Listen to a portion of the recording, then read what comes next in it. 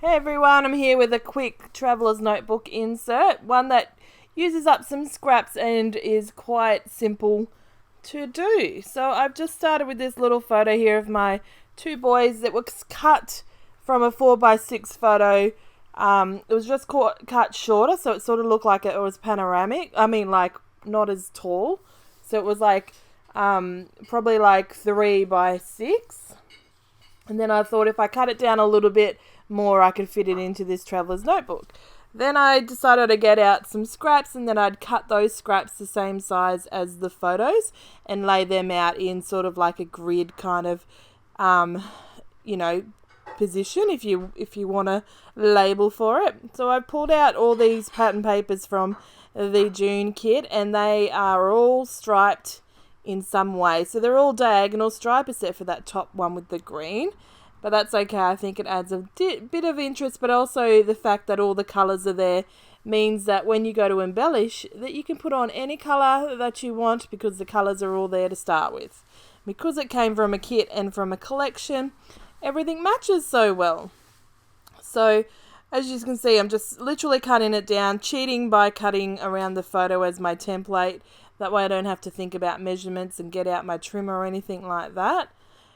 You can see my insert there has a bit of ink that has leaked through the middle and it's looking a bit yuck in the middle, but I do end up covering that in the end. So come back now, they're all stuck down, and I'm just going to go with some black lines through the middle. Now I decided to use my ruler just because the lines in the pattern paper are straight and ruled, but in true form of myself using a ruler, when I haven't even measured to glue everything down, the stripes end out terrible. So I just use my hand to draw around the edges to the border, and then I work out what I'm going to do in the middle. So I start with a line, and then I realise, after I do the top and the bottom so that it's all encompassed, that it just doesn't look that well, like it needed it, but it's not finished yet. So I'm going to just add these little lines right across all the inside lines. So the two horizontal, and then that middle line in the middle of the insert, and that just adds that pop of interest, and it distinguishes between the pattern paper. You could use washi, things like that, but because I'd used such varying pattern paper, I didn't think the washi would work. Although thinking now as I do this voiceover later, I probably could have used the silver washi that we got in the last kit. But that's okay. It's worked out this way instead. So I've just ruled some lines, and then I do the little lines across here, but then I do the long big lines down on top of it just so they stand out on this vertical part, just because it didn't it needed that little boldness.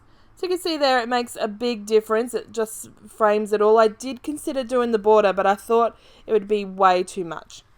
So I got set to embellishing, and then we'll be done. So I started here with this title. I didn't have much left either at this end of this kit. I only got the main kit for June, if you aren't keeping up with my videos and whatnot, and the mixed media kit. So I had made quite a few layouts by the time I got to this insert, but that's okay because it's nice to use the challenge, but also to use those last ephemera that you might not have got on a page. Well, obviously I didn't get on a page or a layout because I got it on to this one. So I'm adding these words here. I did add that label underneath that puffy word, and I thought I could put this bear on there, and I could put, and that rhymes, and the woof here, and it would, it suits because it's an outdoor kind of a photo, and it doesn't distract from the whole layout. The only thing I did consider, which made me and ah a little bit, is that they're heading usually when you have embellishments, you like to have them going into the page, like when you have your photo and people are looking out. It's nice to have them looking into the layout, into the page. But I thought because of all the stripes going everywhere, it's nice to have those two big elements going the same way, sort of like they're walking around in the background and the boys are just hanging out there taking a photo. And they went so, well, not so well. It's not like they're in the forest or the wild or anything taking this photo, but they are outside in a nature kind of situation having photos, and they've got those flannelette shirts on there that seem very boyish and wild as such.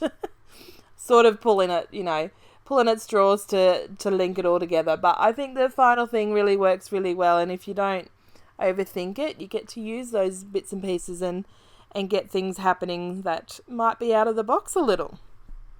So just use the glossy accents to glue that one down. So I've added something on each of the pattern paper, nothing on the photo because the photo is in itself the focal point in that little grid area. I'm going to add some little journaling. I did move that puffy sticker down so that I could fit some words in, and then obviously struggled, but then didn't move it again. I don't know why, but got there in the end. You can see you can read it. That's all that matters when you write journaling on there.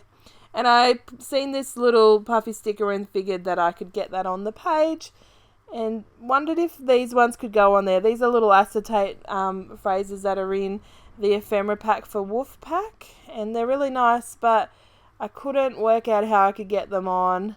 I did wonder if I could put some of those clear ones on the photo, and that would be just one of those details that you would see if you looked harder. But anyway, I finished it off there, and this is my layout for today. So hopefully you've enjoyed it, and I will catch you next week. Bye guys.